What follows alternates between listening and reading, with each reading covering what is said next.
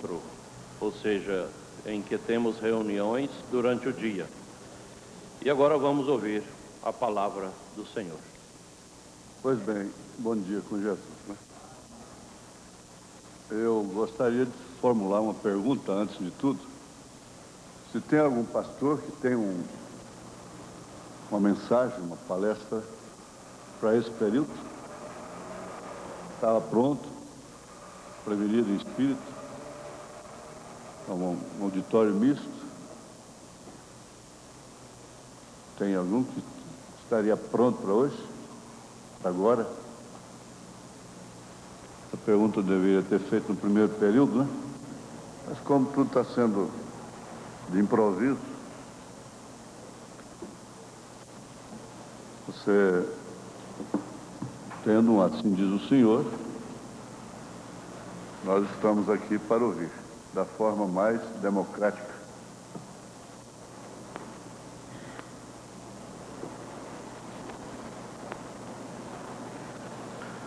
As frases que são destaques, fica essa: se você fica calado, parênteses, temperança, enquanto é acusado, o inconverso diz, quem cala consente, é tática dele. Se você fica calado, isto é, temperante, né? Entre parênteses, temperança, enquanto é acusado, o inconverso diz, quem cala consente, é tática.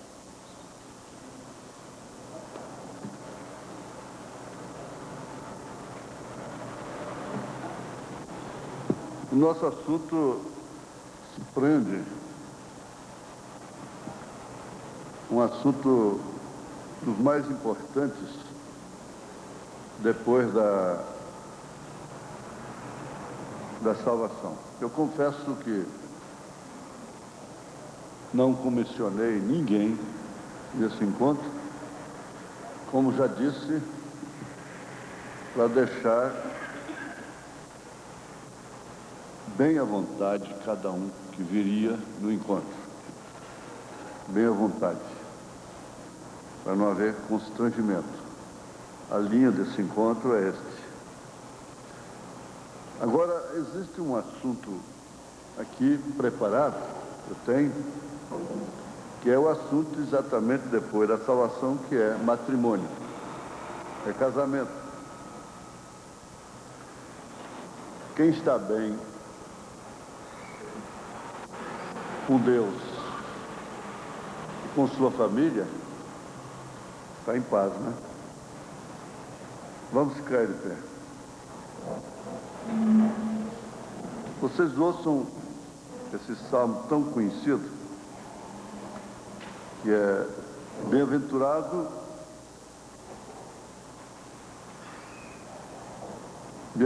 aquele que teme o Senhor e anda nos seus caminhos, pois comerás do trabalho das tuas mãos, feliz serás e te irá bem. A tua mulher será como a videira frutífera aos lados da tua casa, os teus filhos como plantas de oliveira à roda da tua mesa. Eis que assim será abençoado o homem que teme o Senhor. O Senhor te abençoará desde Sião, e tu verás os bens de Jerusalém todos os dias da tua vida, e verás os filhos de teus filhos e a paz sobre Israel. Senhor, temos vindo de um período bastante objetivo, que determinou os rumos das coisas, mas não estamos parados. O desespero continua, mesmo porque ele só vai terminar no dia do arrebatamento. Ai daquele que não está sob desespero. Ai daquele que nada lhe aflige, nada lhe espinha. A igreja do Senhor Jesus Cristo é torturada enquanto vive aqui. ela é sofredora, ela é mulher, ela é esposa, ela é mãe, ela é irmã. Em nome de Jesus Cristo, ó Deus, nós te rogamos agora que esse tempo seja bem aproveitado por todos nós. Cada minuto seja bem aproveitado, ainda que falemos só 10 minutos, 15, 1 hora, preenchamos o tempo ou não. Em nome de Jesus Cristo, debaixo do trono do Cordeiro Sangrento, pedimos perdão dos nossos pecados. Pedimos a unção do Espírito Santo para o que vamos estudar. Amém. Assentai-vos, irmãos.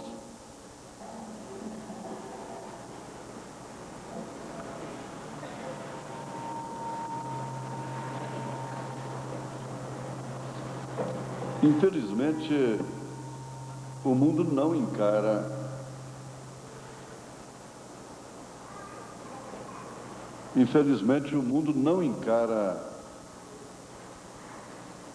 esse fator como deve ser encarado hoje. Isso em função do Espírito que Jesus disse, Jesus profetizou, São Paulo também, todas as Escrituras do Novo Testamento, que atuaria neste fim de tempo. O respeito perderia o seu sentido, seria encarado como uma falta de hombridade, falta de personalidade. Quando uma pessoa vê a outra respeitando, acha que qualifica de conivente e de pessoas sem personalidade própria. O mundo natural classifica dessa forma. E com isso, o casamento está na condição que Jesus profetizou no seu sermão profético, capítulo 24. Não precisa ler o que o profeta disse, que depois da salvação, a coisa melhor que Deus tem para dar para o homem é uma esposa, o que significa uma família. E isso deve ser exatamente através do matrimônio. O matrimônio deve começar no pilar de fogo. Casamento e divórcio, parágrafo 236. Deve ser de coração para coração, sob uma revelação. De coração para coração. Terminando, concluindo, oficializando aquele matrimônio com o juiz, a lei e a igreja. Todas as coisas perfeitas em Deus são compostas de 3.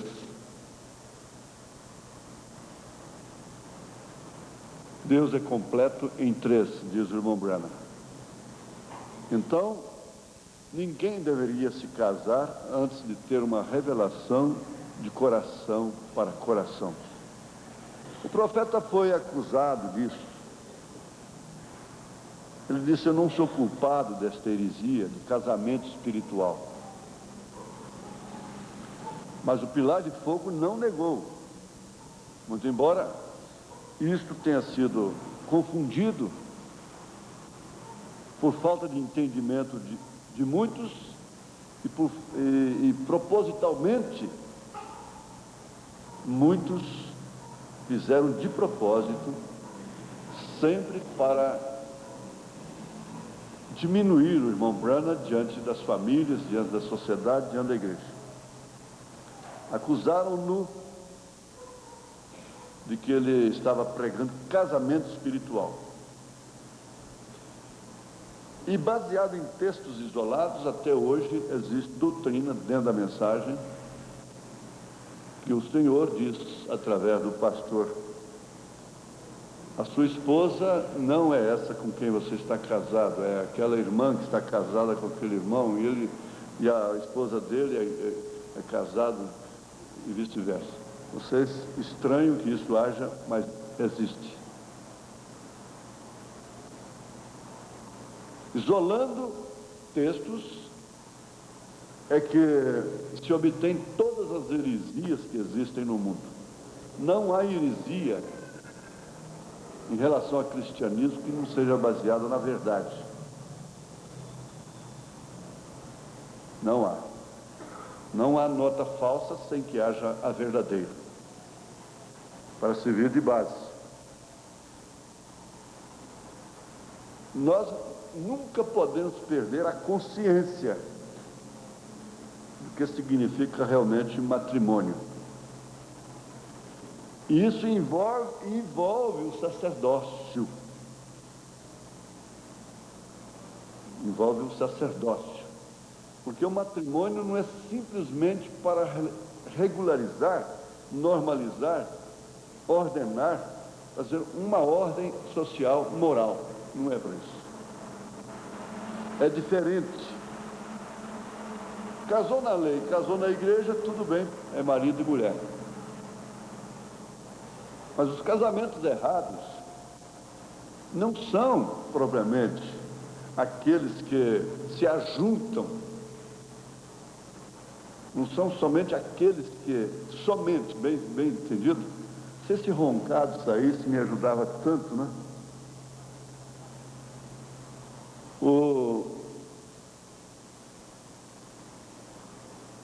Como que eu dizia? Aquele que se ajuda, não é somente, é o termo somente. Bem entendido.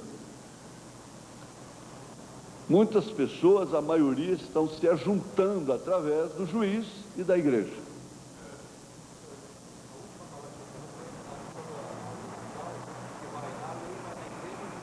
É exatamente isso que eu estou confirmando. Não é certo? Então, foi na lei, foi na igreja, estão casados. Vão viver vida íntima, gerar filhos. Mas é tão errado quanto aquilo que o irmão Brana afirma, que você pode ter a companheira errada aqui nesta terra. Consequentemente, você pode ter o companheiro errado aqui nessa terra. Ele disse, lá no milênio isso será consertado. Você terá o seu companheiro certo, a sua companheira certa. Nós não temos o porquê nos desviarmos disto. Foi, sem dúvida alguma, o casamento errado que trouxe o dilúvio, o juízo sobre a terra. Os filhos de Deus viram que as filhas dos homens eram belas e se casaram com elas. Não tem que se estender comentários sobre isso. Casamento errado trouxe o juízo sobre a terra. E o casamento errado superpovoou o mundo novamente. Há uma explosão demográfica. E filhos trazidos de uma maneira casuística, mesmo através do casamento na lei e na igreja. Então, uma vez que esse estudo é gravado, é filmado, e que pode ser usado em escolas dominicais e coisas assim, pelas famílias, vamos tratar desse assunto de uma maneira mais séria, não como quem tem tudo sobre o assunto, não como quem preenche os seus requisitos. O irmão Brana, quando tinha um problema sério com sua família, um irmão queria falar com ele, ele não atendeu o irmão. E o irmão insistiu, ele disse, envolve a sua família. E o irmão Brana já sabia e disse, respondeu para ele, eu estava predestinado para passar por isto desde antes da fundação do mundo. E se eu parar para te ouvir, eu vou só me afundando.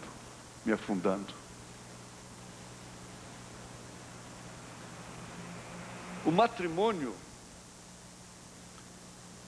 é o estado no qual um homem e uma mulher podem viver juntos em relação sexual com a aprovação do seu grupo social.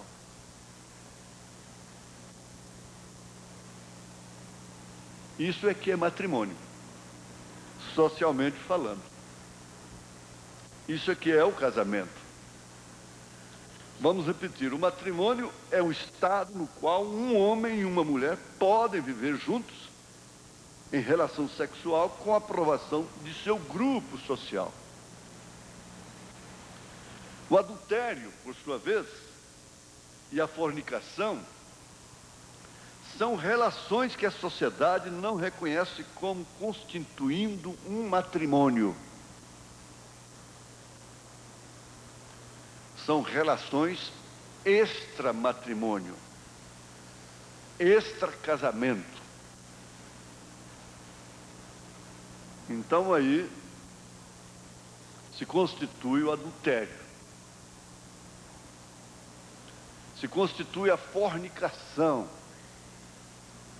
Pode-se ter um namoro fornicário, sem, contudo, terem relação sexual. Um namoro fornicário. Agora, tudo isso tem um paralelo com o espiritual, com ministérios.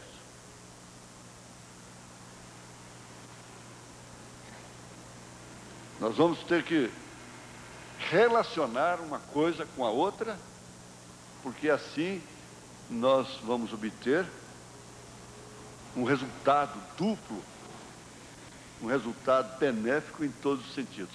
Agora, que se diga de passagem, palestra alguma vai fazer família feliz.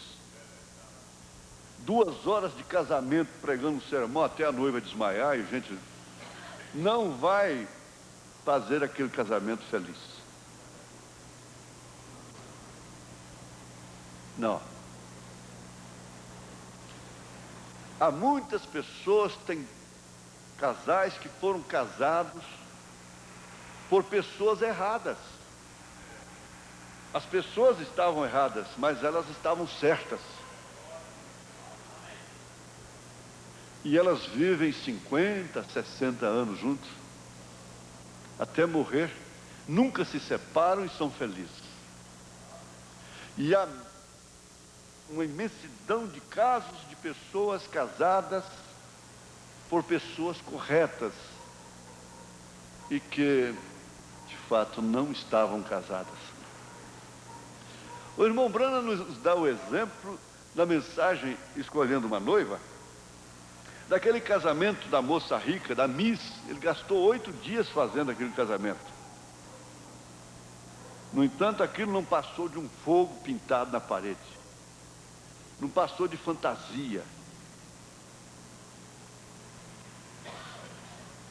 E logo ele menciona o caso daquele casal pobre que morava numa carroceria metálica de caminhão à margem do rio Ohio. E que estava vivendo de uma maneira feliz. Era um fogo real, verdadeiro. Tem condição de ministrar? Tem. É pastor? É. Tem uma igreja? Tem. É marido? É. Tem uma esposa? Tem. Gera filhos? Gera. Mas a diferença continua ali. A grande diferença.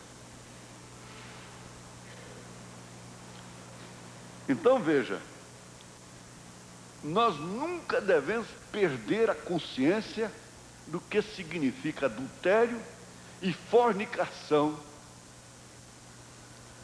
Não devemos perder a consciência de que uma vez praticando isto, nós estamos cavando a nossa própria cova.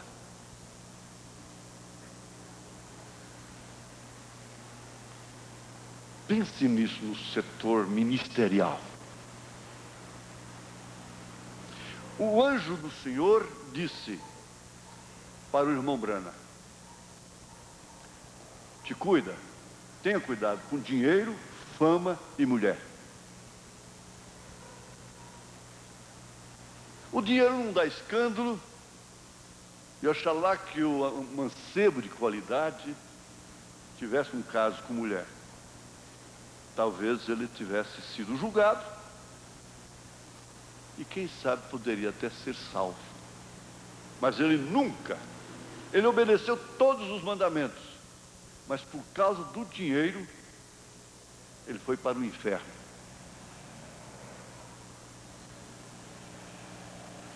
E o outro lado, que é a mulher, muitos há que pensam que é a mulher adúltera, que é a mulher estrangeira, somente isso.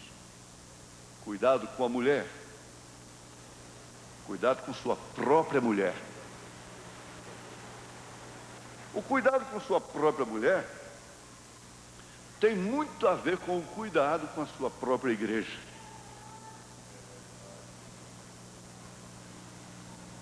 Muitos há que são descaridosos com suas esposas. Às vezes chega-se ao ponto de uma esposa ter que botar óculos escuros para ir na igreja, porque seus olhos estão roxos de murro.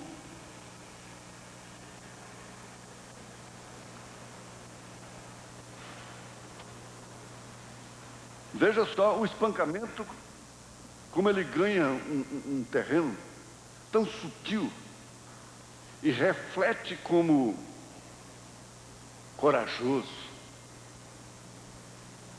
como inflexível, como um fiel na palavra. Na verdade, está usando a mesma mensagem que o irmão Brana usou, que a Bíblia usa, mas para espancar. E ela, como uma boa esposa, sempre esconde, protege. A igreja faz o mesmo. Ela protege, ela esconde, ela suporta. Ela coloca óculos escuros. Ela sorria constantemente.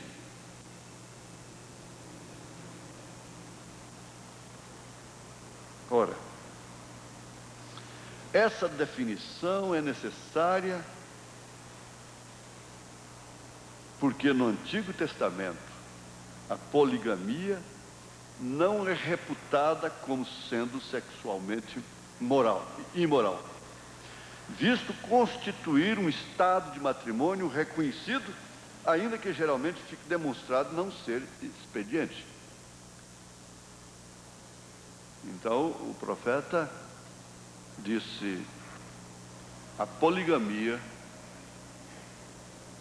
mesmo sendo errado, é muito mais correto do que o adultério, do que a prostituição, do que as coisas escondidas.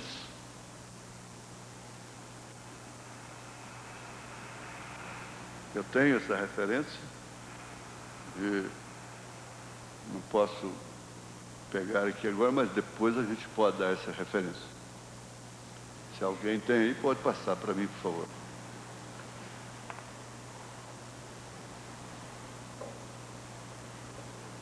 A posição social do matrimônio, então, viabiliza e consente, regulariza, legaliza a convivência a dois, dentro do seu grupo social. O matrimônio é considerado normal e não existe palavra para indicar no Velho Testamento lá no Velho Testamento, não existe palavra para indicar solteiro.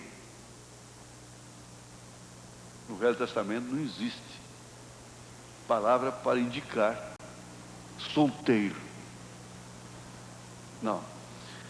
O registro sobre a criação de Eva está em Gênesis, capítulo 2, verso 18, verso 24.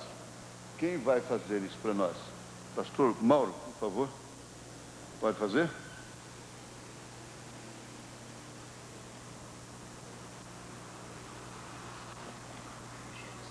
Gênesis 2, verso 18 e 24. E disse o Senhor Deus: não é bom que o homem esteja só. Far-lhe-ei uma adjutora que esteja como diante dele. Havendo, pois, o Senhor Deus formado da terra todo o animal do campo e toda a ave dos céus, os trouxe a Adão para este ver como lhes chamaria. E tudo o que Adão chamou a toda a alma vivente, isso foi o seu nome. E Adão pôs os nomes a todo o gado, e às aves dos céus, e a todo animal do campo, mas para o homem não se achava adjutora que estivesse como diante dele. Então o Senhor Deus fez cair um sono pesado sobre Adão, e este adormeceu. E tomou uma das suas costelas, e cerrou a carne em seu lugar. E da costela que o Senhor Deus tomou do homem, formou uma mulher, e trouxe-a a Adão. E disse Adão: esta é agora osso de meus ossos e carne da minha carne. Esta será chamada varoa, porquanto do varão foi tomada. Portanto, deixará o varão seu pai e a sua mãe, e apegar-se à sua mulher, e serão ambos uma carne. Irmão Mauro, você logo vai procurando Jeremias 3. Jeremias 3. Ezequiel 16.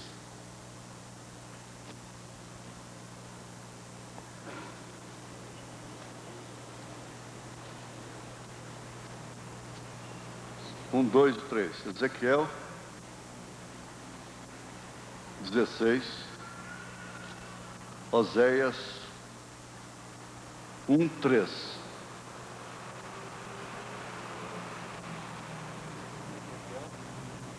Ezequiel 16 e Oséias 1, 3. Agora espera um pouco. Esse registro que nós acabamos de ouvir, de ler em relação a Eva, indica exatamente a relação única entre marido e mulher. E serve como ilustração da relação existente entre Deus e seu povo. Aqui está, tanto é assim que Jesus, Deus depois, adormeceu também a Jesus Cristo para tirar dele, a sua esposa, através da água, sangue e o Espírito. Então, você dá o texto aí de Jeremias 3. 3.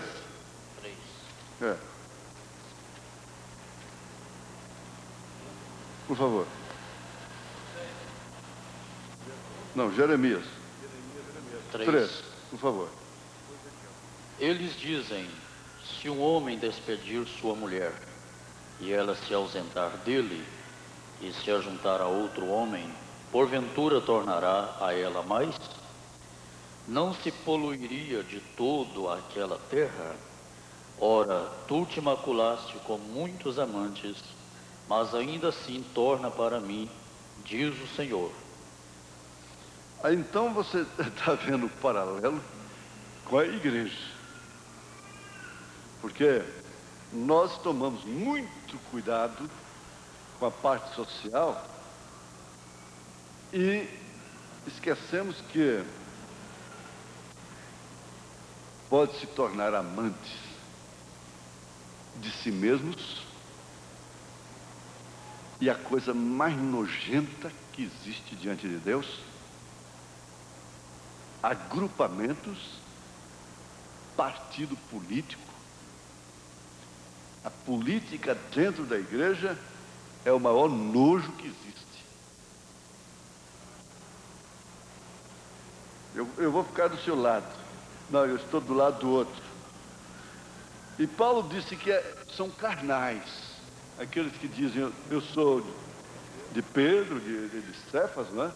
De Paulo, de Apolo, e outros mesmo politicamente, eu sou de Cristo. Essa nojeira,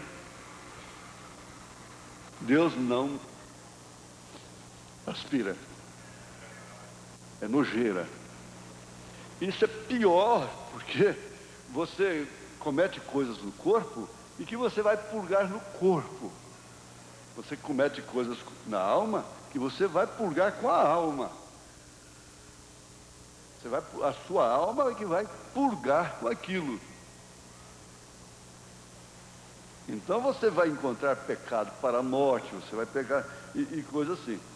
Veja Oséias, Ezequiel, 16. Pode ler o primeiro. E veio a mim a palavra do Senhor, dizendo: Filho do homem, faze conhecer a Jerusalém as suas abominações, e dize: assim diz o Senhor Jeová a Jerusalém: a tua origem e o teu nascimento procedem da terra dos cananeus. Teu pai era amorreu e a tua mãe Eteia. Veja o casamento, a geração. E quanto ao teu nascimento, no dia em que nasceste, não te foi cortado o umbigo, nem foste lavada com água para a tua purificação, nem tampouco foste esfregada com sal, nem envolta em faixas. Você sabe realmente o que vem a significar tudo isso. Depois você pode ler o capítulo todo, que vai trazer mais luz. Vamos ver Oséias 1:3.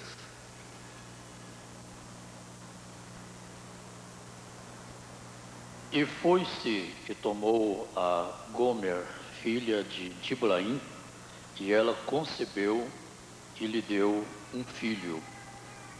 E disse-lhe o Senhor: põe-lhe o nome de Gisrael, porque daqui a pouco visitarei o sangue de Gisrael sobre a casa de Jeú, e farei cessar o reino da casa de Israel. E será naquele dia que quebrarei o arco de Israel no vale de Gisrael.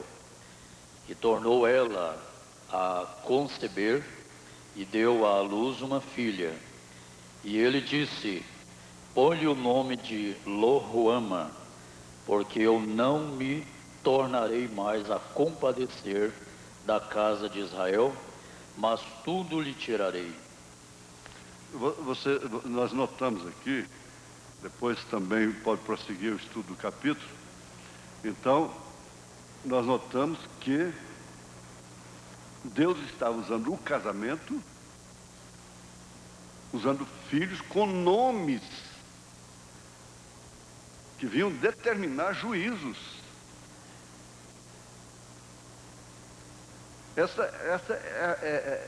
Isso é o grande segredo. Por que nasceu dentro de Israel pessoas que só mais tarde só viriam criar problemas, dificuldades na sua jornada de retorno? Tem um propósito de Deus. O próprio Judas nasceu com um propósito. O profeta disse lá no Éden, Deus não podia trazer um assassino, um homicida, através de um filho original de sua criação.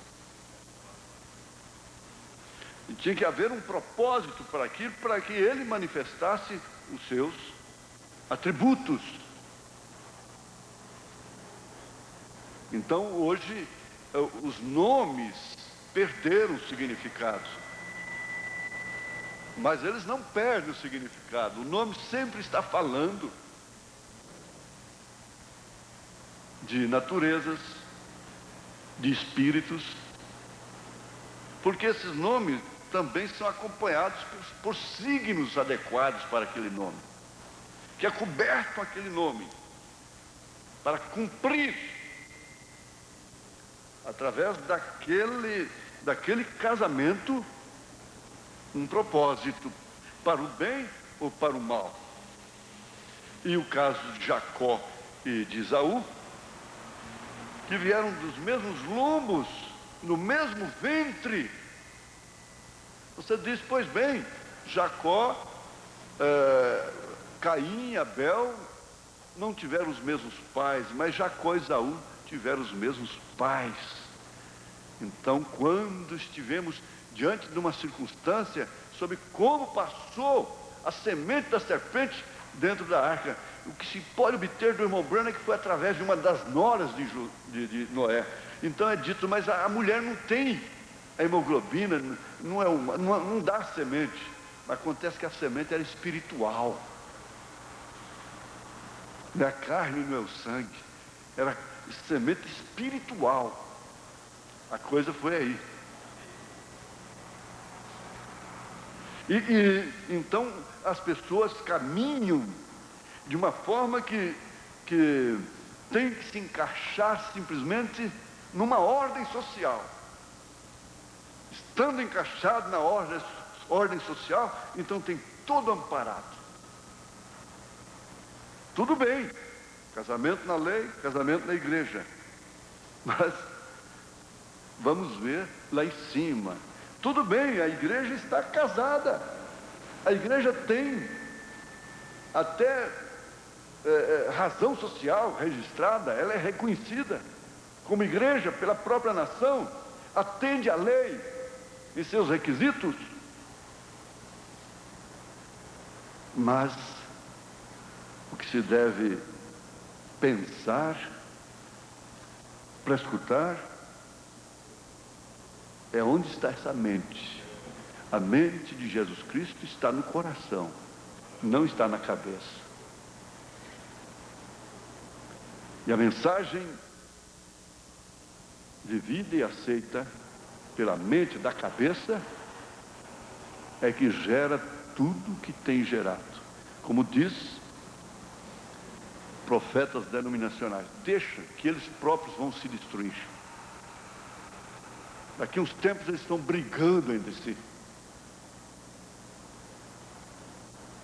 Eles próprios vão se espatifar, vão se destruir. Veja lá na América, nos Estados Unidos, se tem alguma coisa junta lá. E eu adiciono aqui, sendo que eles têm todas as mensagens do irmão Branham em inglês, na língua deles, fita num disquinho assim, tem todas as mensagens do irmão Branham. Todas. A família pode ficar em casa e diz, meu pastor é o irmão Branham. Quem vai pregar para nós é o irmão Branham, é a língua deles. E estão espatifados, não são uma família unida. Um diz do outro, é legalista. O outro diz do outro, é falso. E assim por diante. No entanto, eles têm. É que eu digo, não é uma nova mensagem.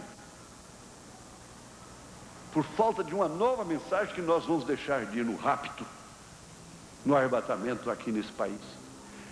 Deixa que tenhamos todas as mensagens em português. E que até tenhamos um disquinho também, um compactozinho. E ver se isso mudou o nosso comportamento como família. Ver se isso mudou o comportamento como esposa, como marido, como pastor, como diácono. Ver se isso mudou a conduta, a postura.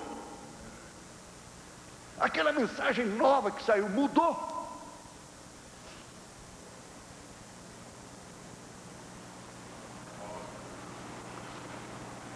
A lei legaliza, mas ela não obriga ninguém a viver feliz. Ela não obriga ninguém a se entender. Família alguma a se entender. Então, assim é entre Cristo e sua igreja. Então, pega aí Efésios capítulo 4, versos 22 e 23. Por favor. Efésios capítulo 4, versos 22 e 23.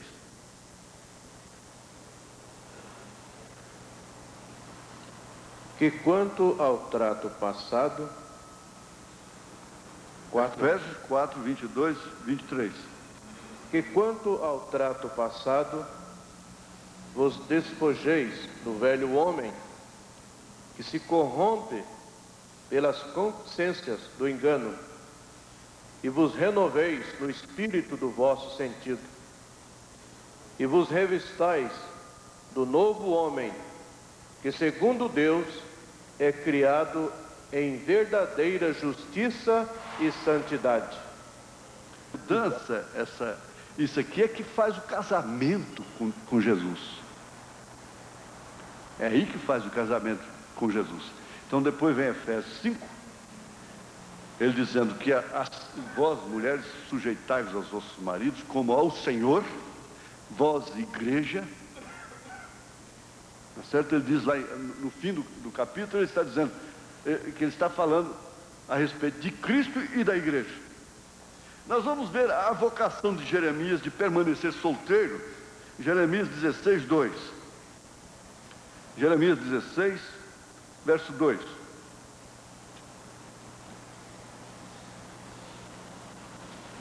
Não tomarás para ti mulher, nem terás filhos, nem filhas neste lugar. Jeremias ficou sentenciado a não tomar mulher, não ter filhos nem filhas naquele lugar. Isso foi um sinal profético sem paralelo. Mas no Novo Testamento é reconhecido que para propósitos específicos, o celibato pode ser uma vocação de Deus para os crentes. O celibato. Que é Mateus 19, 10 e 12.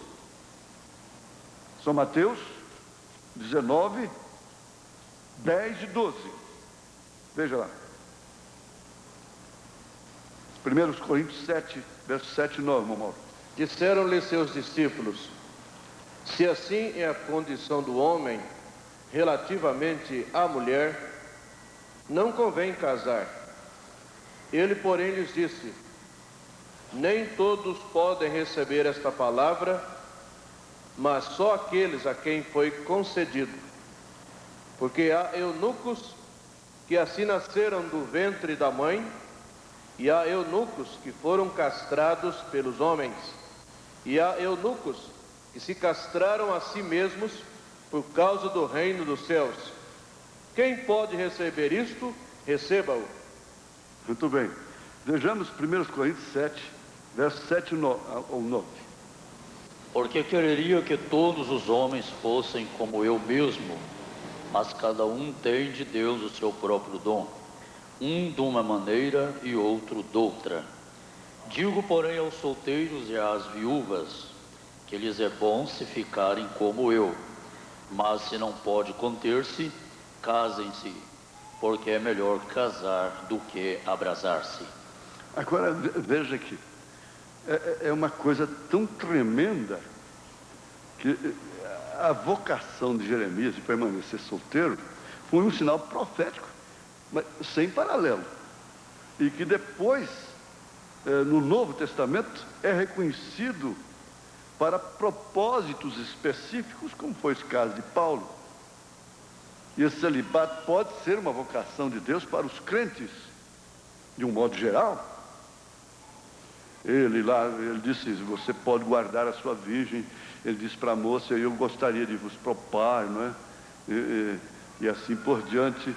Mas ele condenou estar contra o casamento. Por isso aqui é que a vocação de Deus está acima de qualquer ordem social.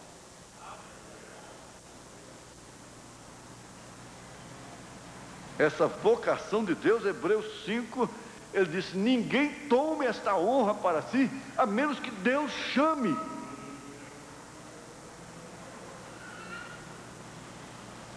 Porque às vezes nós ficamos perguntando: será que todos os pastores têm realmente sacerdócio sobre si?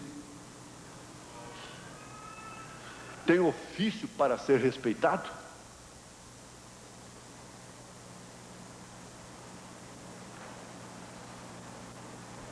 Essa vem a pergunta.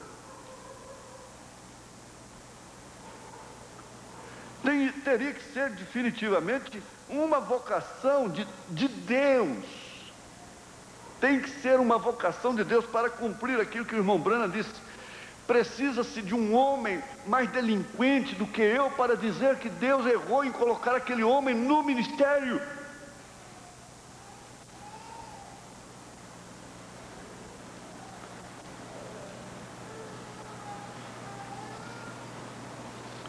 Essa vocação é confirmada com uma auréola que existe sobre este homem, a qual o próprio Deus respeita.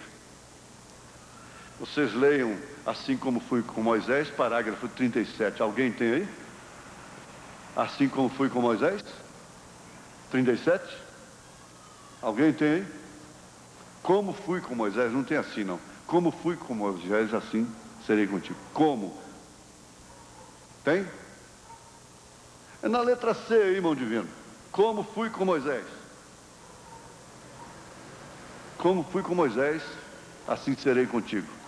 Parágrafo 37. Ora, Deus só vai respeitar aquilo que Ele colocou sobre a pessoa.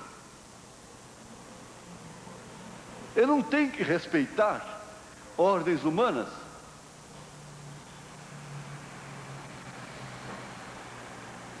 Não importa o que Moisés fez, foi o ofício de Moisés que Deus respeitou. Ele era um profeta, ele era sobre todos os profetas, ele era realmente mais do que qualquer profeta que eles tinham. Quando sua própria irmã riu dele por se casar com uma moça etíope, riu dele, ele os chamou juntos e ele disse: não temes a Deus? Disse: se entre vós há um que seja espiritual profeta, eu a ele falarei em visões e me farei conhecer a ele em sonhos. Mas não é assim com Moisés. Boca a boca falo com ele. Não temes a Deus? O profeta disse no 38: vê, isso não é uma boa coisa, pisar no povo de Deus. Você ofende a ele, a Deus, quando você faz isso. Deus tinha comissionado a Moisés. Os fracassos não significavam nada para Deus. Deus conhecia o coração dele. Mas é exatamente o casamento que vai passar pelas tempestades e sair lá na frente. Somente estes.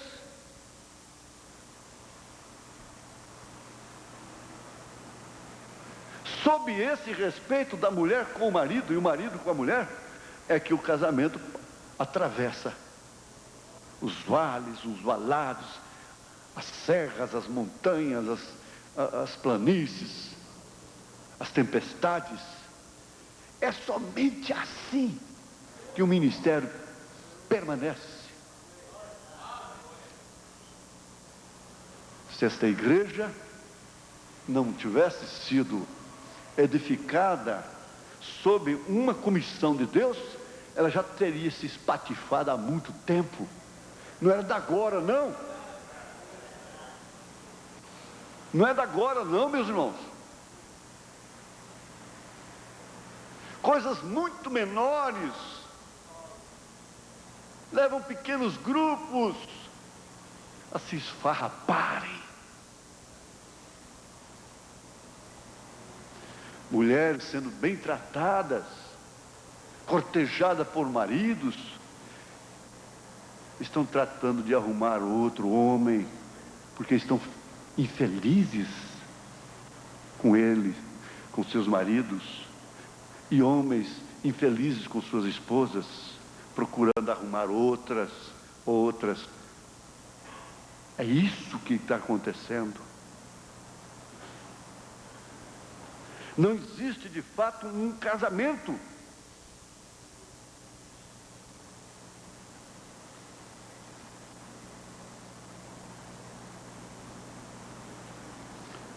E eu penso num ministro hoje que é chamado por Deus para pisar nas pegadas onde Jesus parou.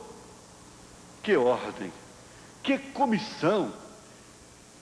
Mas cada um é chamado de Deus, é comissionado para parar no mesmo lugar.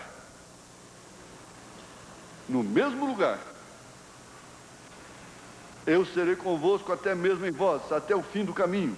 Cada ministro é chamado para parar onde ele pararia. As obras que eu faço, vós também as farareis. Cada ministro é formado de Deus, é mandado parar nas pegadas de Jesus Cristo e cumprir os deveres que Jesus cumpriu. Isso é uma verdadeira ordem. Como cada marido é comissionado moralmente,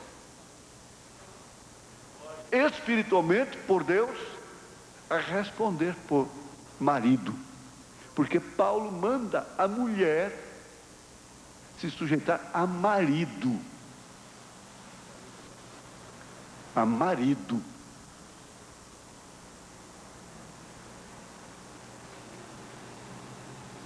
Então vejamos, embora o matrimônio e a vida em família sejam uma vocação normal, há, sem dúvida alguma, provas a serem enfrentadas e muitas delas chegam a impedir a continuidade daquela vida a dois.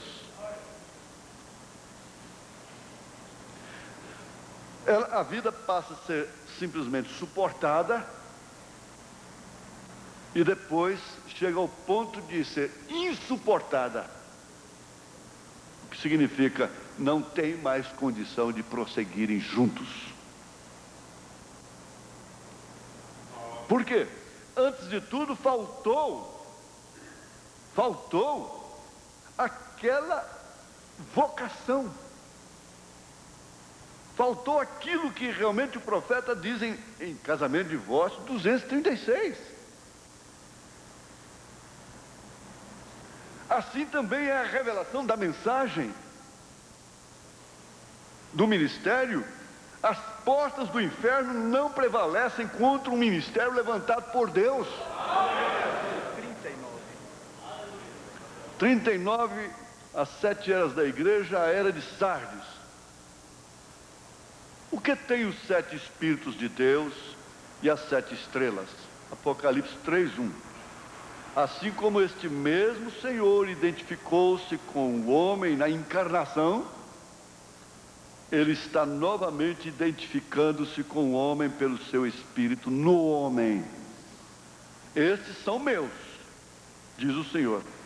Os 7 mensageiros cheios do Espírito são do Senhor.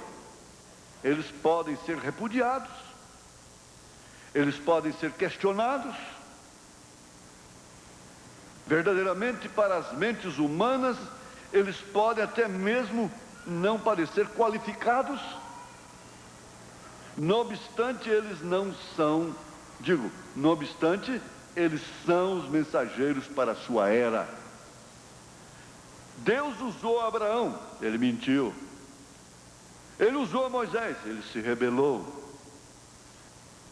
Um Jonas, ele desobedeceu. Um Sansão, ele pecou. Um Davi, ele assassinou.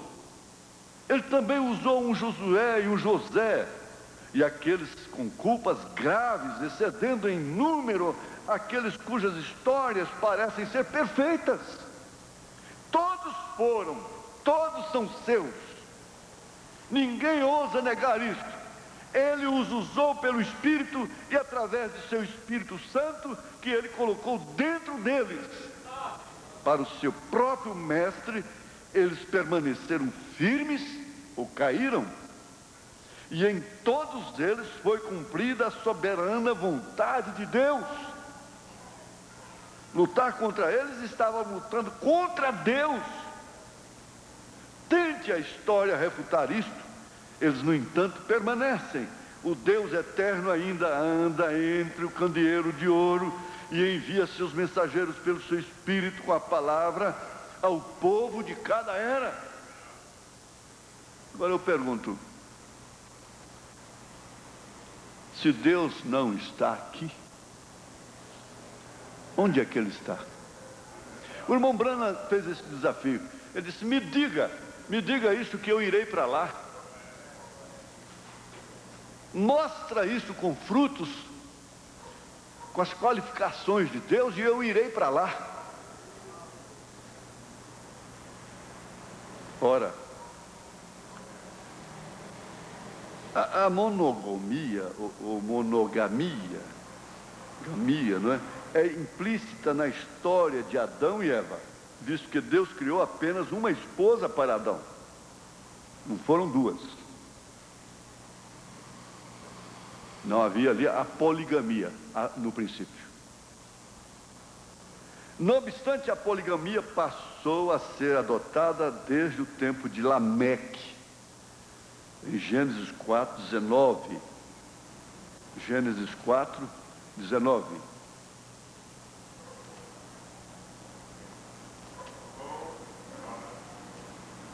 Gênesis 4:19. E tomou Lameque para si 2 mulheres. O nome de uma era Ada, e o nome da outra Zila. E ela não foi proibida nas Escrituras, bem entendido, no Velho Testamento. Até parece que Deus deixou que o homem descobrisse sozinho, por experiência própria, que a sua instituição original da monogamia era a relação apropriada. Deus deixou o homem descobrir isto, que viver somente com uma mulher era a relação apropriada. Não pode-se admitir definitivamente a poligamia com o esposo Jesus Cristo. Ele não tem mulheres. As muitas mulheres de Davi e de Salomão simplesmente simbolizam os muitos membros desse corpo, esposa de Jesus Cristo.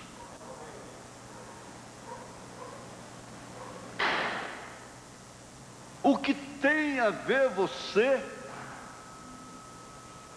com a vida do casal, daquela família que está distante de você, ou que seja seu vizinho?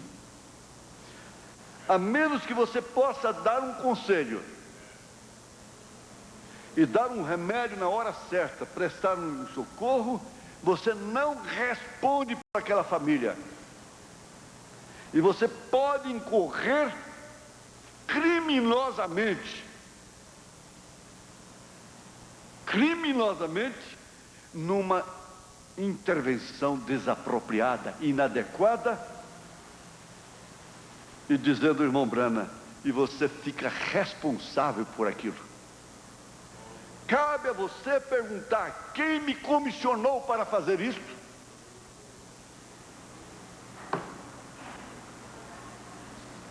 Eu me lembro, pastor Iraci, que a mamãe estava internada aqui em Campinas, passando muito mal no hospital, e como pobre que éramos, um caminhoneiro foi até o Rui Barbo, antes de Nazário ali, buscar um caminhão de milho. Ele tinha um caminhão Chevrolet 46 e ele pegava meninos na rua. Vamos lá, você vai ganhar um R$1.000. R$1.000 ajudava demais. E o certo é que nós chegamos de volta com fome, o corpo todo pinicando em cima de um caminhão de milho, espigas, não tinha estrada, aquela dificuldade toda, E a família já tinha procurado os córregos e ficaram muito nervosos, os tios e coisa, minha irmã e meus avós, e muito desesperados.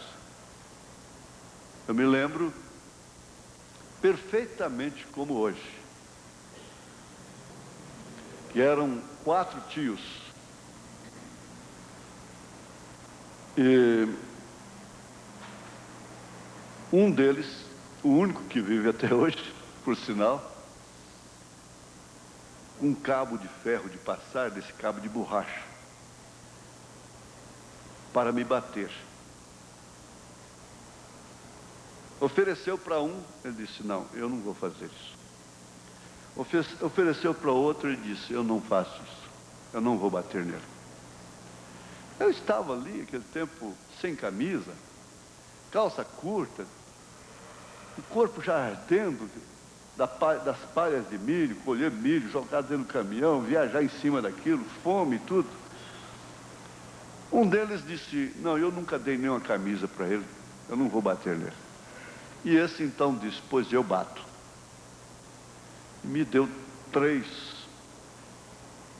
correadas descaridosas assim nas costas, que o fio, ele chupa, né? Faz aquele vergão, chupa.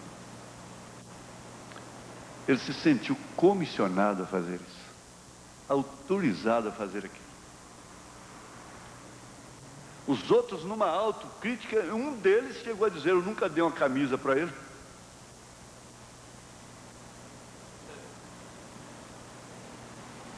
Eu nunca dei nada para ele. Ele não é pesado a mim, por que eu tenho que bater nele? Mas um sentiu-se comissionado a fazer aquela injustiça, porque aquele menino estava trabalhando, estava lá com o mirrezinho na mão, está aqui que eu ganhei. Mas ele sentiu-se autorizado de bater, comissionado para aquilo. As famílias só podem ir bem, irmãs, irmãos, enquanto elas têm a capacidade de se assentarem e dizerem assim, isso compete a nós, querido, isso compete a você, querida, isso compete a você, minha filha, isso compete a você entrar neste negócio. A mulher de Pilatos teve muito mais senso. Diz, olha, eu me perturbei a noite toda com esse justo.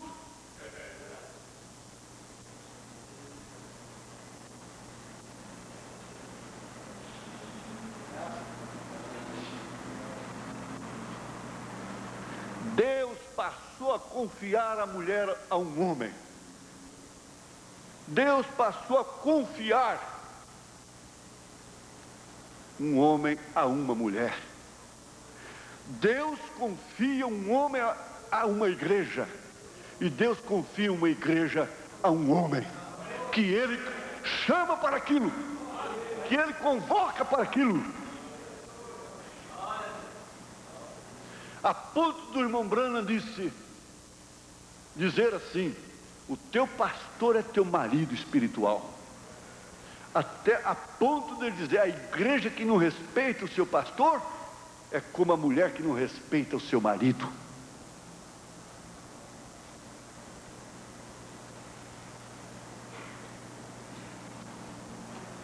A Bíblia demonstra que a poligamia traz tribulação. Quer pegar o grupo do outro, não está dando conta do seu, e quer tomar a mulher do outro.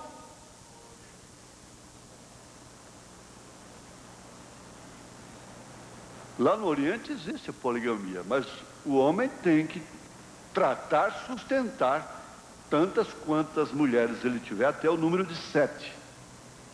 Se ele pode sustentar 2, então são 2. Se são somente 3, 3. 4, 4. 5, 5, até 7. É lei. Ele tem condição. Não, mas eu vim aqui só pegar o dízimo e eu estou com pressa de dar uma ceia aqui e outra na mesma noite, porque tem tanta coisa para fazer, diz o profeta, que eles nunca podem se assentar com aquele rebanho e sentir o cheiro dele, sentir suas dores. É um marido, mas é um marido relapso, oportunista. É um marido que não cuida da sua esposa, que não a ama, conforme 1 Pedro capítulo 3.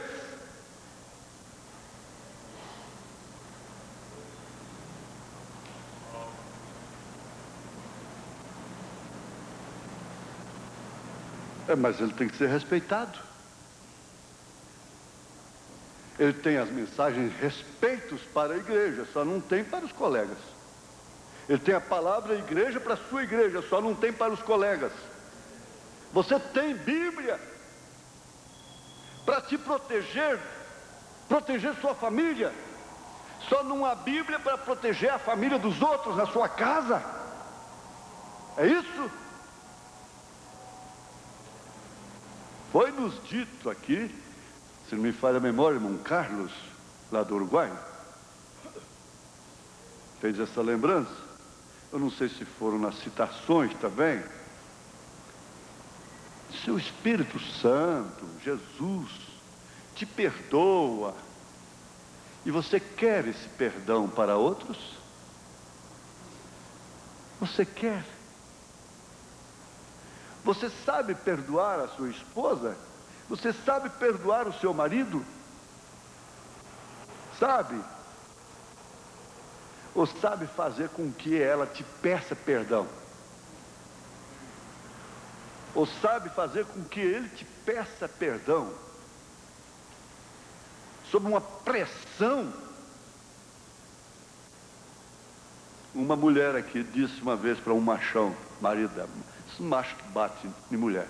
Tem pastor que também é machão, bate na igreja, que aqui é assim, tem que combater os espíritos, coisa e tal, e pá, pá, pá.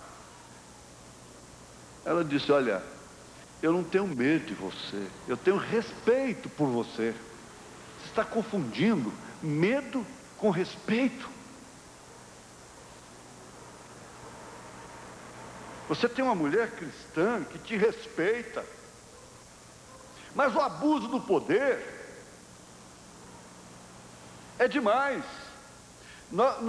Naquela entrevista que eu tive aqui com o senador Iris Rezende, eu perguntei para ele como que é, senador, ser usado por Deus e permanecer humilde. Eu estava fazendo, depois, se ele leu a literatura que ele levou, ele logo leu isso. Dificilmente Deus usa um homem e ele permanece humilde. Mas ele respondeu aquilo que o irmão Brana responderia. Ele disse, é que muita gente deixa o poder subir para a cabeça.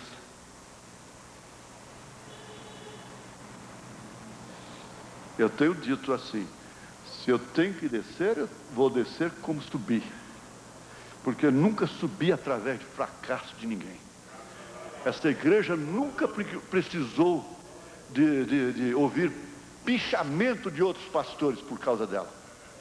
Um marido que tem que estar pichando outro homem para defender sua esposa, tem alguma coisa errada com ele.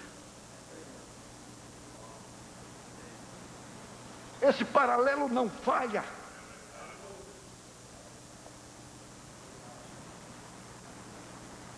Não há nenhuma mulher bem sustentada, enquadrando no capítulo 7 de 1 Coríntios, que não seja defraudada e que tenha uma satisfação de natureza com seu marido, que possa ser tentada a trair-lhe. Não, Paulo disse isso.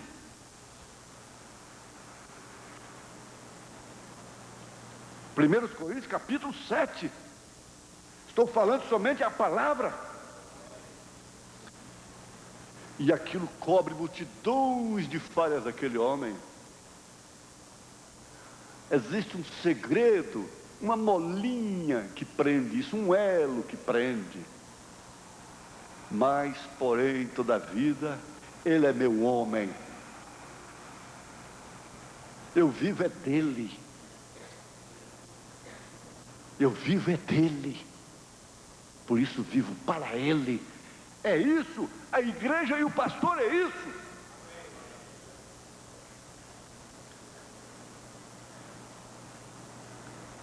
Veja, a Bíblia demonstra que a poligamia traz tribulação, enfraquecimento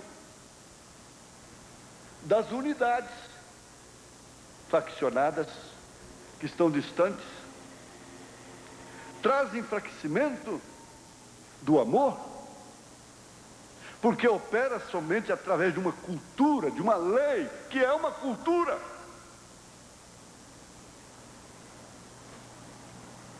E essa tribulação frequentemente leva ao pecado.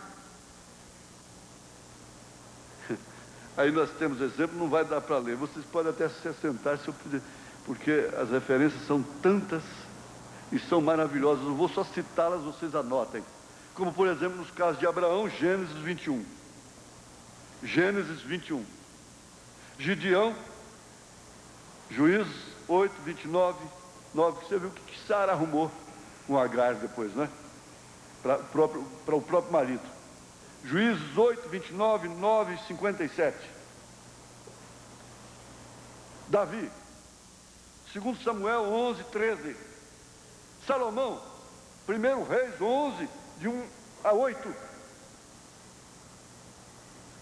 Em vista dos costumes orientais, os reis hebreus foram advertidos contra a poligamia. Deuteronômio 17, verso 17. Em vista às experiências orientais, os reis hebreus foram advertidos contra a poligamia. Deuteronômio 17, verso 17.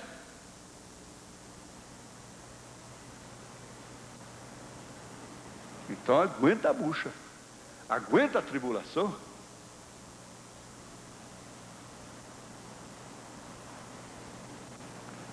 Antes de se deixar uma esposa, tem que pensar se quer ir para os céus ou para o inferno. Antes de se abandonar uma mulher honesta, trabalhadeira, que cumpre o seu dever como esposa, é recomendável decidir primeiro se quer ir para o inferno ou para os céus.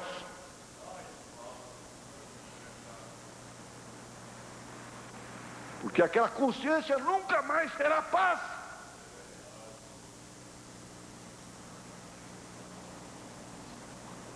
E todas as vezes que o assunto é citado, é para ele, é para ela. Todas as vezes que se lê a Bíblia, se enquadra ali. Todas as vezes que vai ler casamento e divórcio, se enquadra ali.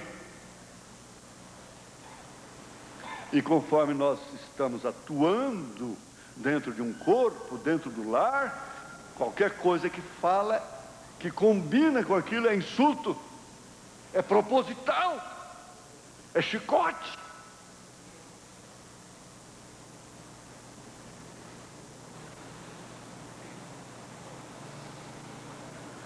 Ciúmes na família se originam exatamente daí.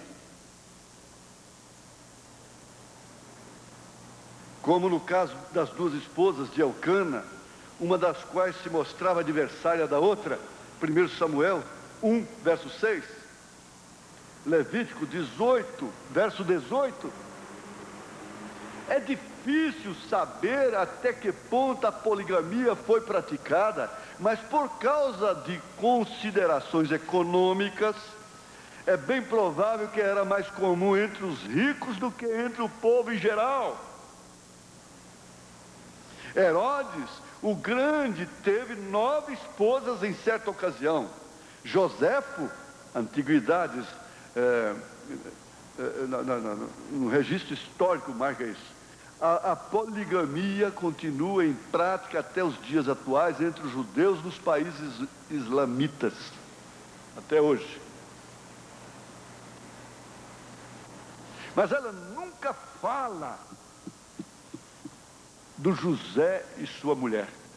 Ela não fala definitivamente de Cristo e seu corpo místico, sua esposa.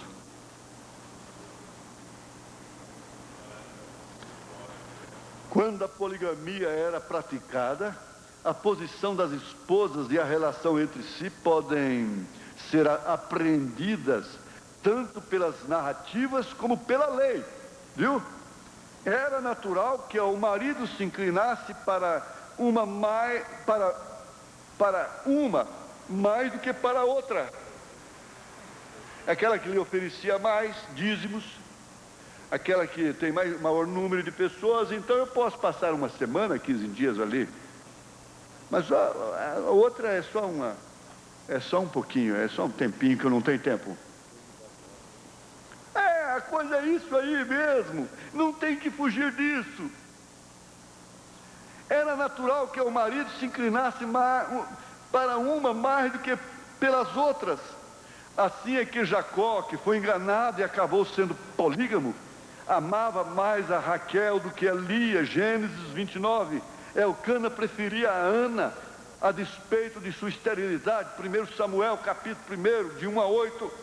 Em Deuteronômio 21, 15 e 17, admite-se a hipótese de o marido amar uma esposa e aborrecer a outra.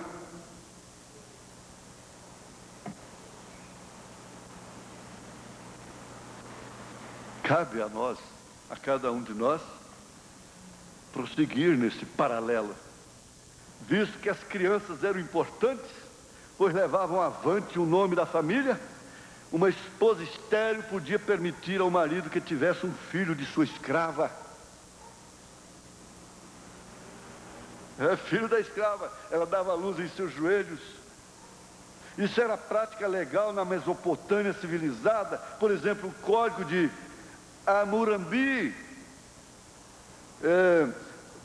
ele mostra que foi praticado por Sara e Abraão em Gênesis 16 e por Raquel e Jacó com Gênesis 30, de 1 a 8. Embora Jacó tivesse ido mais adiante e tivesse aceitado como esposa igualmente a criada de Lia, embora Lia já lhe tivesse dado filhos, Gênesis 30, verso 9. Nesses casos, os direitos da esposa eram salvaguardados por ser ela quem dava a sua criada a seu marido, para uma ocasião específica, ter um filho para ela, no seu lugar. É difícil dar nome à posição da criada em tal relação. Ela era antes uma esposa secundária e não uma segunda esposa, ainda que se o marido continuasse a ter relações com ela, adquirida a posição de concubina. Antes de você separar um casal, você tem que ter a responsabilidade de assumir aquela mulher.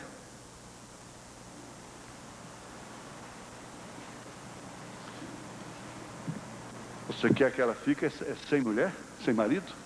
É isso?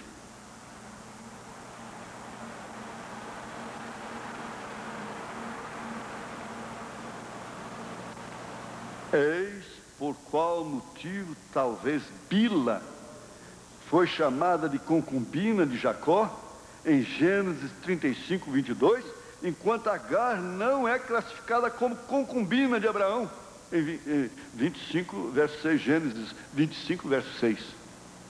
As esposas dos hebreus normalmente eram escolhidas dentre as mulheres hebreias. Exemplo, Neemias 13, 23, 28. O noivado e o matrimônio seguiriam então um padrão normal. Algumas vezes as esposas eram adquiridas como escravas dos hebreus. Êxodo 21, verso 7, 11. Neemias 5, verso 5. É comumente asseverado que o senhor da casa tinha direitos sexuais sobre todas as suas escravas. Não há dúvida que houve flagrantes exemplos de tal promiscuidade, mas a Bíblia nada diz acerca disso.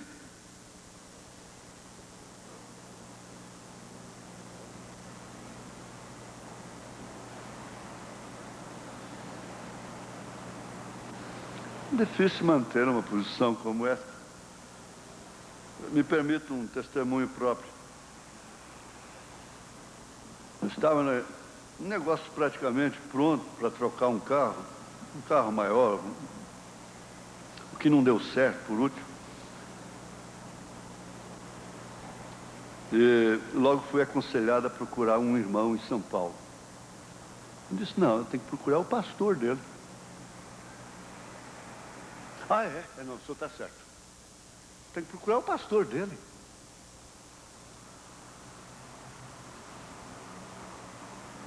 Se o pastor dele depois então me leva a ele e diz assim, ó, tudo bem, coisa e tal, está aqui esse irmão experiente nisso, vamos lá ver? Aí já é outra coisa. Mas vocês são muito maliciosos. Esse Brana tem uma malícia terrível. Vai visitar uma mulher, uma irmã no hospital, se ela está sozinha no quarto, ele não entra. Se ele foi sozinho, não levou a esposa. Esse Brana não atende mulher sozinho no escritório. Que homem malicioso! O que é isso?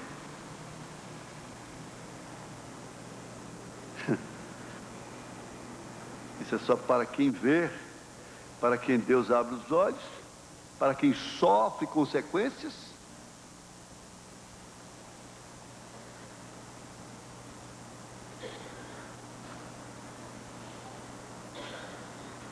Algumas vezes, essas esposas eram adquiridas como escravas.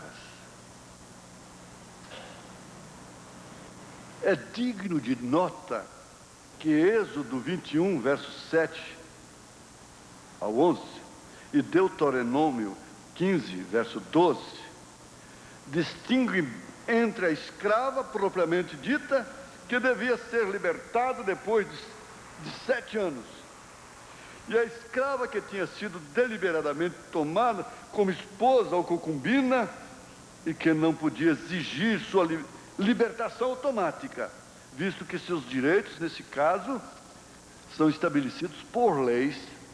O cabeça da casa ou seu filho deveriam ter passado por alguma cerimônia, por simples que fosse, que teria validade legal.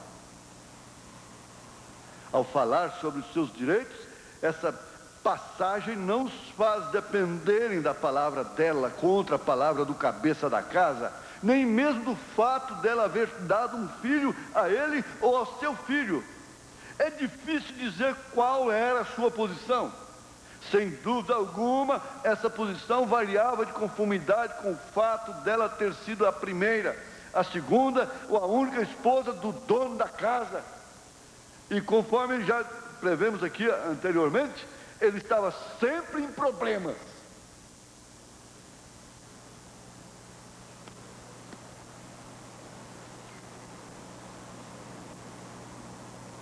Ele estava sempre em problemas, sempre em dificuldades.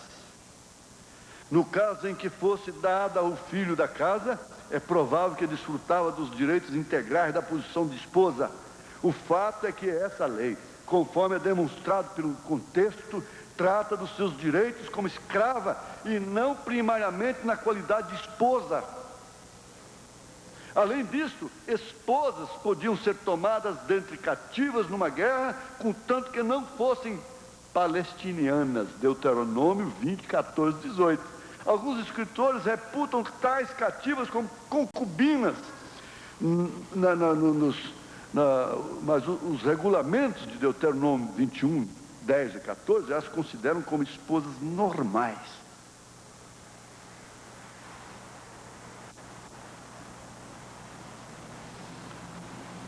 É dito de uma forma bastante austera, direta, assim: o que tem você com isto? Você vai prestar conta disto? O que tem você a ver com a esposa do outro homem? Ora, sim, quando um deles entrava em atividades incabíveis, inadequadas com a mulher do outro, ou com uma das mulheres do outro, a pena era morte.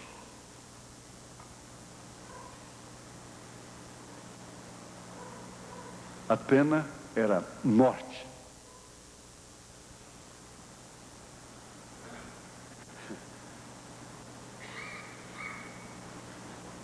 Perdeu-se totalmente a noção do que significa ser marido e mulher, esposa e marido, e que se tornam os dois numa só carne. Adão, como filho original de Deus, tinha que realmente ter a revelação de ossos dos meus ossos, carne da minha carne. Ossos dos meus ossos e carne da minha carne. Ali estava o verdadeiro casamento. E se Eva, ao violar aquela unidade, tivesse sido rejeitada por Adão, Deus mataria Eva e lhe daria uma outra companheira, diz o profeta. Mas ele fez isto no concílio de Niceia. Ele rejeitou a igreja que caiu no adultério, fornicação com os reis da terra, 325 anos depois de Cristo. E Jesus matou-a. Ela é morta. Ela é uma defunta florida. Para si, ela é morta. Ela não é esposa dele. Muito embora ele entre nelas, gere filhos com elas, dá sol, chuva, cura e tudo, mas ele não é marido legítimo delas. Ele não as leva para o seu palácio.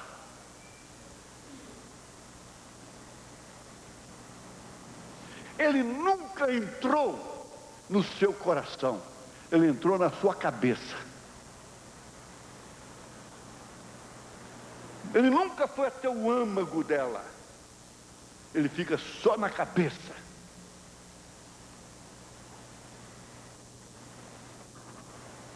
Então ela alega ser esposa dele. Mas ela não é esposa dele. Ela diz, mas ele me dá roupa, ele me dá calçado, ele me dá água, ele me dá sol, ele me dá tudo. Ele me dá emoções, prazeres. Ele não é sua esposa. Ele não é seu esposo. Ele não é. Não se pode entender isso com facilidade. É claro que somente Jesus Cristo poderia explicar isso. Em teu nome expulsamos demônios, em teu nome fazendo maravilhas. Ele disse, eu nunca vos conheci. E o profeta diz assim, que as leis naturais são dadas sem arrependimento, como os dons. Por isso a Eva tinha que agradecer ao Senhor pelo filho Caim, porque a lei era de Deus, a concepção é de Deus. Então essa lei foi Deus quem deu.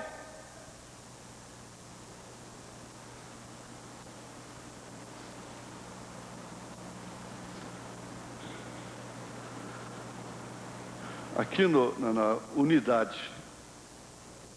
unidade, parágrafo 15, o irmão Brana diz, qualquer homem e sua família, uma família correta, boa, nobre e obediente, é assim uma com a outra. Qualquer família. E se há algo na família que os separa, então não é correto. a família está rompida em algum lugar. Todos eles deveriam ser um pai com a mãe. Pai, mãe com o pai. Filhos com os pais. Pais com os filhos. Todos em acordo. Você não viu? Agora é a era das avós criar filhos arranjados por aí. E os opróbrios tomando conta. E quando você vê aquilo, você verá o quadro amável. Esse é o propósito de Deus. E seu propósito como Pai Supremo era para estar com sua família, família terrena, Adão e Eva. E a única maneira pela qual poderiam estar com a família ou com Deus era porque a natureza de Deus estava neles.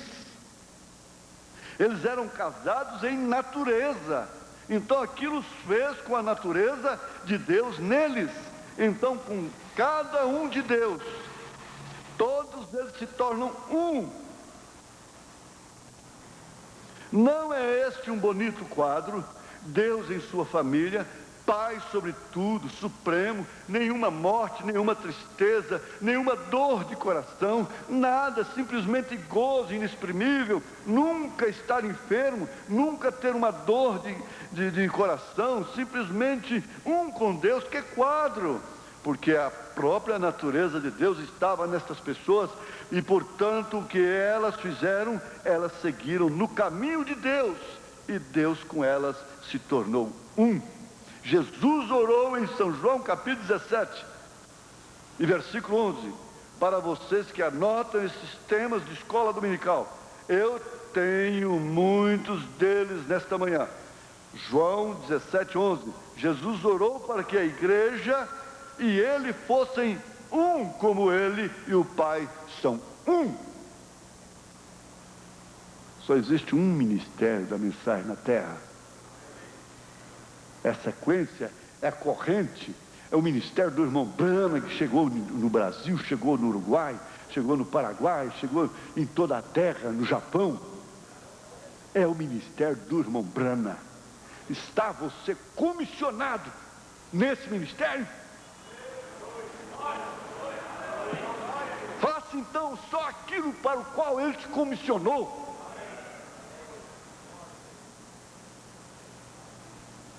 Está você comissionado a ser pai? Então faça isso, viva por isso. Está você comissionado a ser mãe? Faça isto, viva por isto. Está comissionado a ser esposa? Faça isto, viva por isto. Não existe outra razão de viver, senão ser o que deve ser. Mas quando elas perderam totalmente o sentimento de mães, o sentimento de esposas, o sentimento de maridos, então o que acontece? Não há respeito. Quando uma família é destroçada, então é natural que todos percam o respeito também pelos demais. A decepção com o casamento, o trauma com o casamento, levam filhos e pessoas a agirem de uma forma traumática e levarem aquilo para os seus casamentos.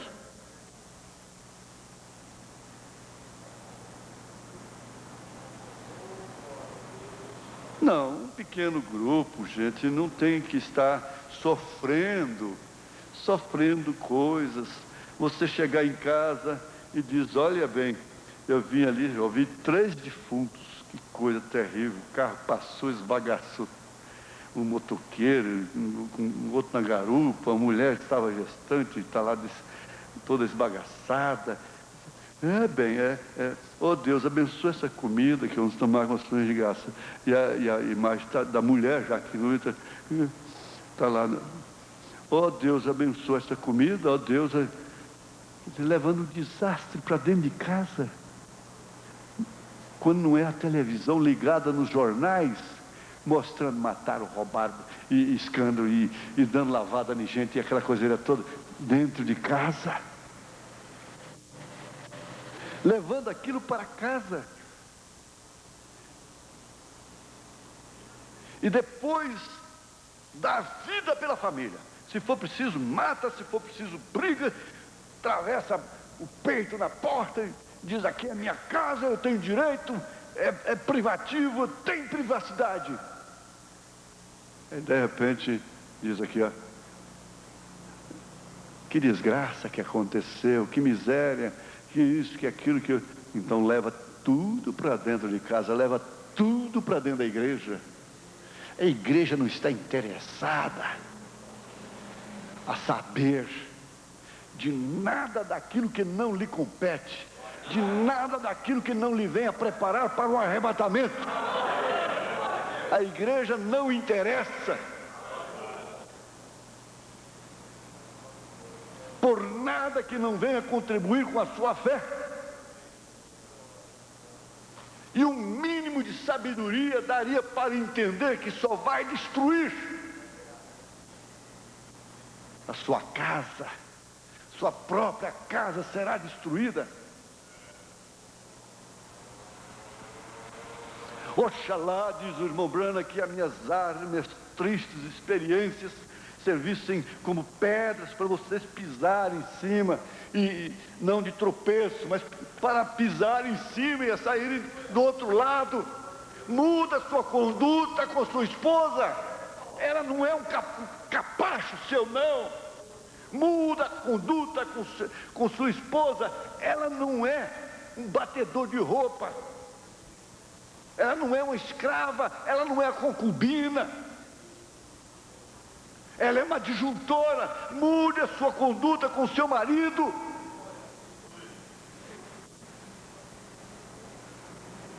Mude sua conduta com sua igreja. Respeite a sua igreja.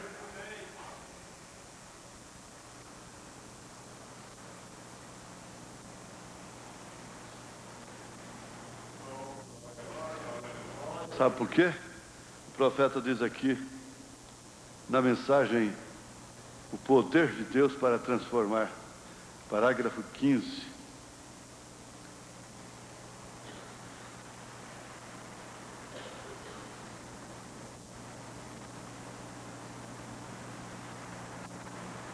Aliás, me perdoe. Deixa eu ver aqui. É o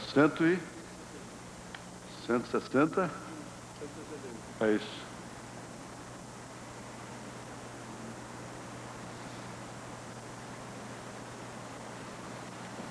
Está aqui, ó. Vocês, homens casados, quando vocês veem estas mulheres na rua assim, vocês, filhos de Deus, não veem vocês o que aconteceu no princípio, quando a ciência deixou as mulheres tão bonitas no mundo antediluviano, até que os filhos de Deus tomaram as filhas do homem, não as filhas de Deus. E Deus nunca se esqueceu disto. Eles destruíram a coisa inteira, ciência, beleza. Costumava ser... Você observou a beleza das mulheres aumentando nos últimos dias? É o sinal do fim. Deus provou isto. Então use o filtro do homem que pensa. Você terá o gosto do homem santo. Sabe por quê? Porque isso poderá te custar seu lar. Isto te custará a sua posição. Isto te custará tudo que você possui. Além disto, sua alma. Isto romperá o seu lar. Talvez haverá outro homem criando seus filhos, ou outra mulher criando seus filhos. Tem que haver outro pastor para aquela igreja.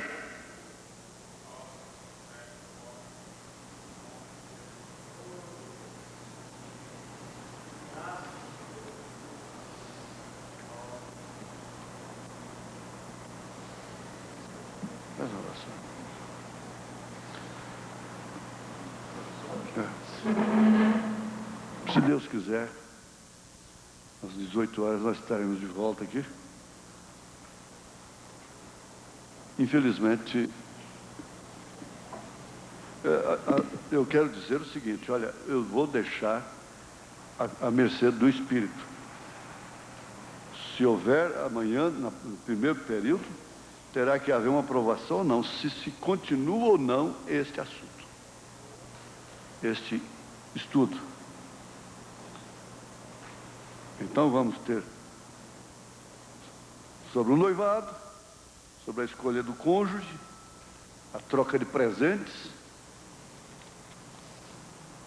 cerimônias de casamento, veste da noiva e do noivo, damas de honra e amigas da noiva, a prostituição, a festa do casamento, coberta da noiva, a bênção, o pacto, a câmara nupcial, a consumação, a prova de virgindade, festividades.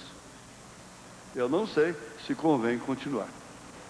Aí vem questão de grau de parentesco, nos quais o matrimônio era proibido, vem a lei do levitato, e por o divórcio no Antigo Testamento, no Novo Testamento. Não dá, não vai dar para fazer tudo, é claro, porque não pode se estudar de uma maneira corrida, não é certo? Mas aí fica um assunto muito importante para nós todos, que diz respeito ao lar, à família em si, e ministérios, paralelamente. Pastorado, sacerdócio, está nisso aí.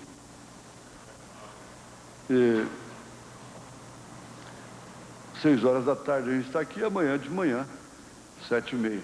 Parece que há comissão agora, depois, não sei se vai haver, parece que foi adiada para amanhã. Não? Vamos ficar de pé? Senhor Deus, nós te agradecemos por essas bênçãos, Senhor, pela tua palavra. E que isso seja algo vivido em nossas vidas, Senhor, praticado. Que cada um daqui volte abençoado. E que possamos estar aqui à noite para sermos mais abençoados. Em nome do Senhor Jesus Cristo, abençoa o pregador dessa noite e por todo o restante desse encontro. Que a presença do Senhor cada vez seja mais marcante, como tem sido até aqui. No nome do Senhor Jesus Cristo. Amém. Molho, eu só queria fazer um pedido. É vocês todos ficarem prontos para a noite. E conforme já foi observado hoje aqui de manhã, não serão mensagens longas. Você viu ontem, essa aptidão os pregadores têm que ter, não é certo? Dentro de 15 minutos, o pastor Luiz Mendes foi usado tão poderosamente, não deixando nada a desejar. Isso é bonito, é gostoso, é maravilhoso. Não quer dizer que não tenhamos uma mensagem mais longa também, não é? Isso não é a regra. Agora, que você fique assim mais ou menos prevenido, porque se tem um encontro que tem que desenrolar assim de uma forma bem natural, é esse. E eu pediria, se alguém tem essas citações da mensagem Amor Divino, não usá-las, porquanto essa mensagem será a tônica do encontro no domingo de manhã. Obrigado.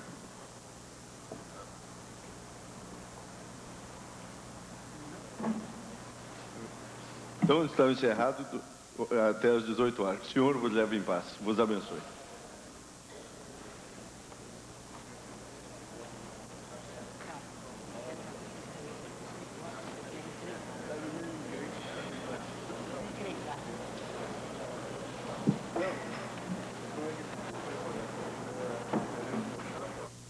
Double service, then Sunday school, then